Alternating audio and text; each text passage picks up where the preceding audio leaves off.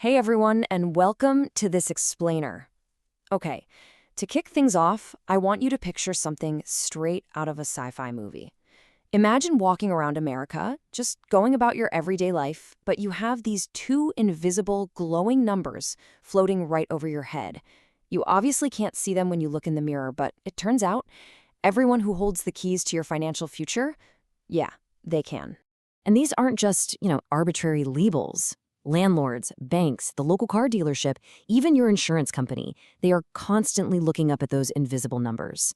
To them, one number practically screams, "Trust this person," while the other flashes this giant blinking red warning sign that says, "Too risky."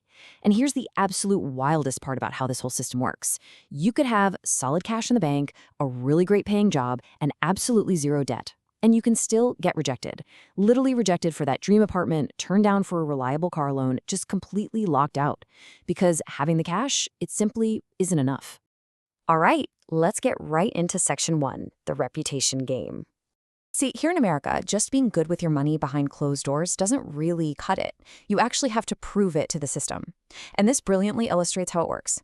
The best way to think about your credit score is exactly like XP or experience points in a video game.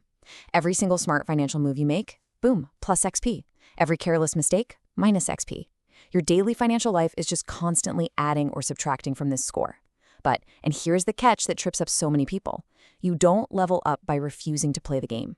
You only level up by playing it carefully and intentionally. Which brings us nicely to section 2, the zero credit trap. You know what the absolute biggest rookie mistake beginners make is? They look at people drowning in debt and proudly declare, "Well, I'm just never going to use credit cards." And hey, I get it. It sounds incredibly responsible, like the safest possible route, right? But here is this stark reality.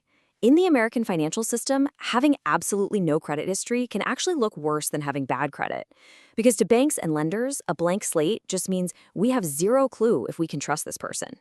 The truth is, banks don't care about your personal philosophy on money. They care about data, they care about patterns, and if you don't give them a pattern to look at, they're just going to reject you. Okay, let's dive right into this in section 3, 4 questions banks ask. Since banks operate strictly on these patterns, their hidden algorithm is silently asking 4 fundamental questions about you. Basically, your entire financial reputation is built around how you answer them. So, question number 1, do you pay on time? This is literally the foundation of the whole game. The algorithm is constantly checking this to measure your basic reliability.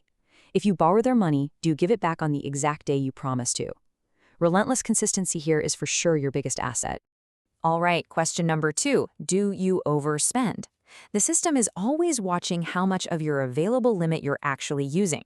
If you keep your spending pretty low relative to your limit, you look financially stable and your score ticks up. But maxing out your cards? Yeah, that signals pure recklessness to the algorithm, and it will quickly drain your score.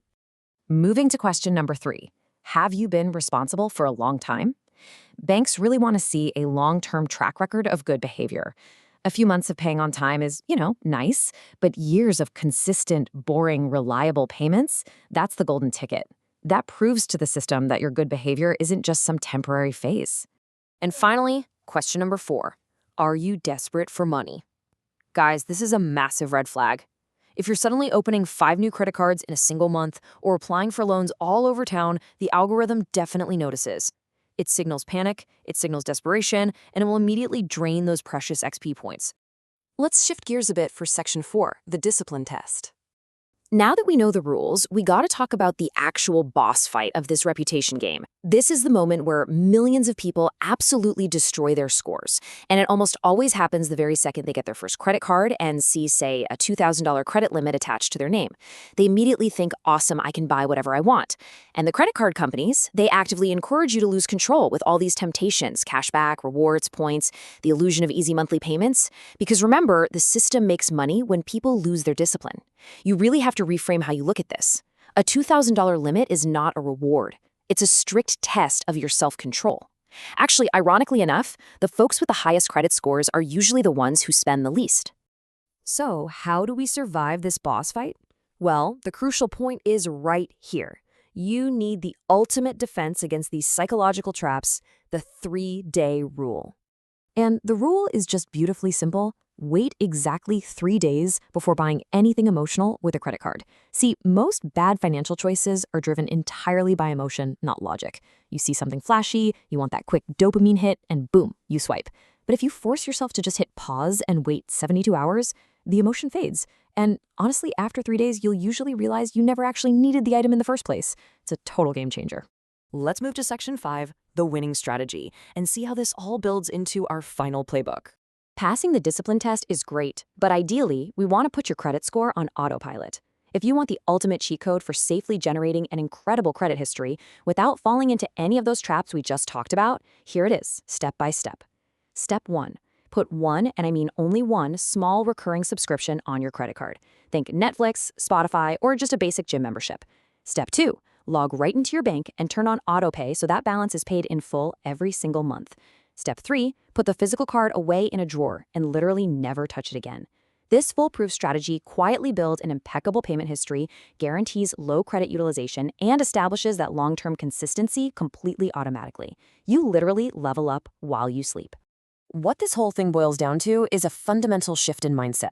Look, most people out there use credit cards to look rich. They're buying things they can't afford to impress people they don't even know. But wealthy people, they use credit entirely differently. They use it because they understand leverage. A strong credit score proves your responsibility, which then unlocks better loans and significantly lower interest rates. And over a lifetime, that good credit leverage can literally save you tens of thousands of dollars on mortgages and auto loans. I really want to highlight this core truth from our source material today. Financial discipline is more important than financial knowledge. It's so true. You don't need a fancy degree in economics to win the reputation game. America's financial system prioritizes relentless consistency over a high income.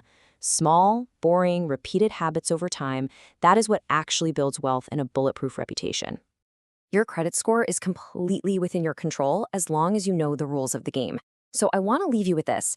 If an algorithm looked at your financial habits today, what invisible number do you think it would assign to your reputation? Really think about it and start treating your financial reputation with the respect it deserves.